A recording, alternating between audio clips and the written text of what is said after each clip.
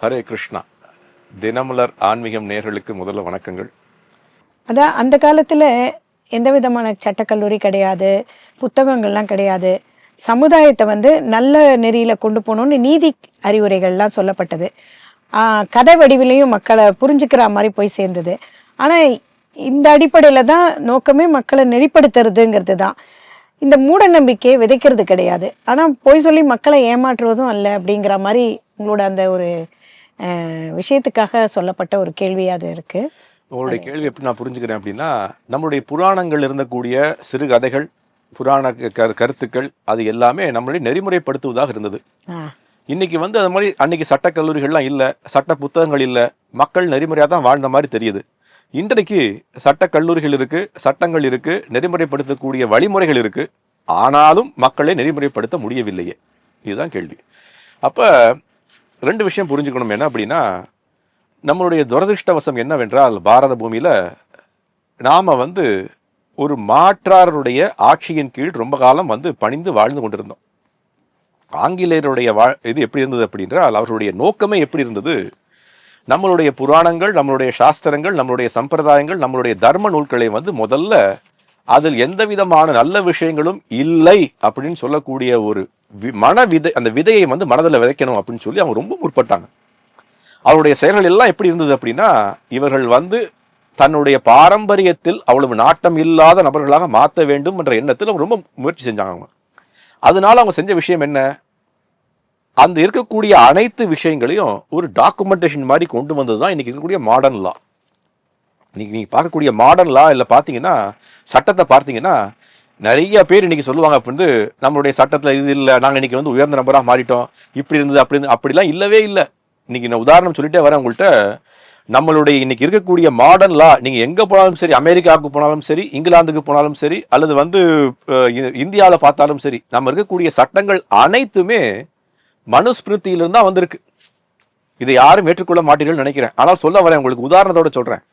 மனுஸ்மிருதியில சொல்லக்கூடிய நபர்களை விஷயங்களை தான் என்ன பண்ணிருக்காங்க அப்படின்னா, ஆங்கிலத்தில் அதை மொழிபெயர்த்து அதில் வரக்கூடிய விஷயங்களை இன்றைக்கு எப்படி சேர்க்க முடியுமோ அந்த மாதிரி திரித்து சேர்த்து இருக்கின்றார்கள். அது இருக்கக்கூடிய அனைத்து விஷயங்களுமே இன்னைக்கு நீங்க போய் லால பார்த்தீங்கன்னா இருக்கு, அப்படியே இருக்கு. இப்போ நீங்க உங்களுக்கு அதுல எந்த விதமான விஷயங்களும் இல்லைன்னு நினைச்சீங்கன்னா, உங்களுக்கு எல்லாமே இருக்குன்னு நினைச்சிருந்தீங்க அப்படின்னா, நீங்க இப்போ புதுசாக ஒன்று உருவாக்கிக்கலாமே. உருவாக்க முடியாது. அதனால தான் அதுக்கு பேரு சனாதன தர்மம். தர்மத்தை அழிக்க முடியாது, அதனால தான் அது சனாதனம். அது ரொம்ப புரிந்து கொள்ள வேண்டும். இப்போ நான் ஒரு 2-3 உதாரணம் சொல்றேன் உங்களுக்கு. நம்ம பார்க்கக்கூடிய இந்த கான்ட்ராக்சுவல் லான்னு சொல்றோம் இல்லையா. கான்ட்ராக்சுவல் லானா என்ன, 2 நபர்கள் ஒரு விதமான விஷயத்துக்குள்ள ஒரு ஒப்பனைக்கு வராங்க, ஒத்துக்கைக்கு வராங்க அப்படின்னா, அவன் எந்த மாதிரி சட்டத்து இதுக்குள்ள வரணும்னு சொல்லக்கூடிய விஷயங்கள் அப்படியே இன்னைக்கு பார்க்கக்கூடியது மனுஸ்மிருதியில இருக்கு. ஃபேமிலி இன்ஹெரிட்டன்ஸ் லா. ஃபேமிலி இன்ஹெரிட்டன்ஸ் லானா என்ன, தந்தையினுடைய விஷயம் எப்படி வர வேண்டும், பிரித்து கொடுக்க வேண்டும், சொத்தை எப்படி பிரிப்பது, சொத்தை எப்படி கடவுளுக்கு கொடுப்பது, சொத்தை எப்படி பொது இடத்துக்கு விநியோகம் செய்வது, எல்லாமே இங்கிருந்து வருது, மனுஸ்மிருதியிலிருந்து வருது. உங்களுடைய லாலே இன்னைக்கு இருக்கு. கிரிமினல் பனிஷ்மெண்ட் லா. கிரிமினல் பனிஷ்மெண்ட் லானா என்ன, இந்த தவறை செய்தால் என்ன தண்டனை, இந்த தவறை செய்யாமல் இருக்கிறதுக்கு என்ன பண்ண வேண்டும், அவனுக்கு இந்த மாதிரி தண்டனை கொடுத்தால் அவன் எப்படி மாறுவான் அப்படின்னு நீங்க சொல்லக்கூடிய ஒவ்வொரு வரியும் மனுஸ்மிருதியில இருக்கு. அப்ப மனுஸ்மிருதியை குறை சொல்வதோ, மனுஸ்மிருதி என்ற புத்தகத்தை எரித்து காட்டுவதோ, இதனால நம்ம நம்முடைய பாரம்பரியத்தை அழிக்க முடியாது. நீங்க வச்சிருக்கிற சட்ட புத்தகமே அதுல இருந்து வந்திருக்கு அப்படின்ற விஷயத்தை நீங்களும் படித்து பார்த்தால் புரிந்து கொள்வீர்கள்.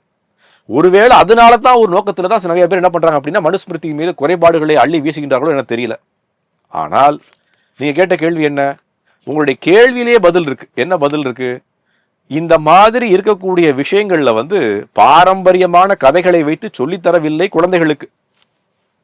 பாரம்பரியமான விஷயம் என்ன நடக்கும், வீட்டில் இருக்கக்கூடிய தாத்தா பாட்டிகளோ அல்ல முதிர்ந்தவர்களோ சிறு குழந்தைகளுக்கு தகுந்த கதைகள் மூலியமாக, ராமாயண கதைகள், மகாபாரத கதைகள் அல்ல பஞ்சரத்ன கதைகள், அந்த மாதிரி இருக்கக்கூடிய விஷயங்களை வச்சு என்ன பண்ணுவாங்க அப்படின்னா, நல்ல விதமான விஷயங்களை, தாரணமான விஷயங்களை அந்த சிறு குழந்தைகளை இளம் வயதிலேயே வேரூன்றி விடுவார்கள்.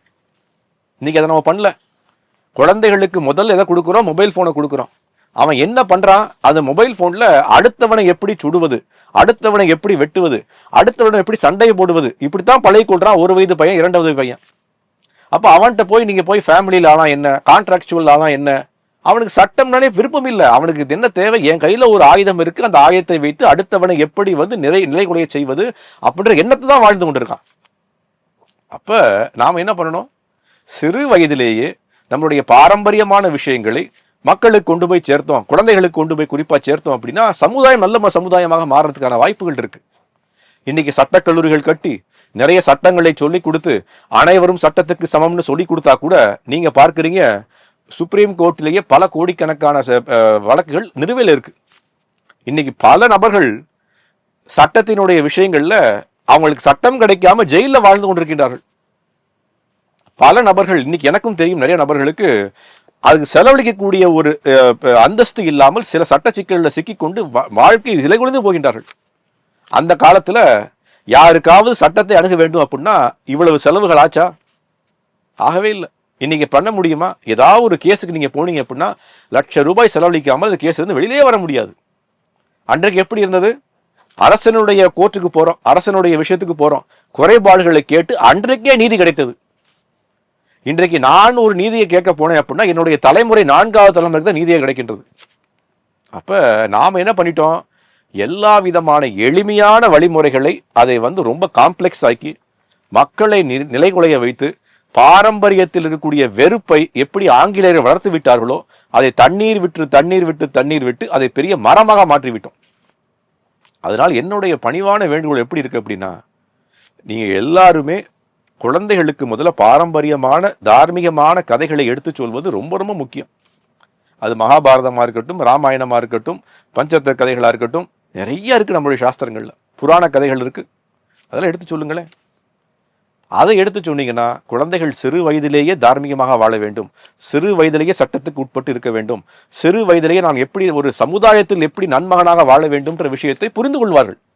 அதுக்கப்புறம் ஒரு சட்டக்கல்லூரி தேவையில்லை, நிர்பந்தப்படுத்த வேண்டிய அவசியமே இல்லை. இதை செய்தாலே போதும். இந்த சமுதாயம் சட்டத்திற்குள் கட்டுப்பட்டு வாழக்கூடிய நல்ல சமுதாயமாக மாறுவதற்கு இதுதான் சிறந்த வழி. ஹரே கிருஷ்ணா.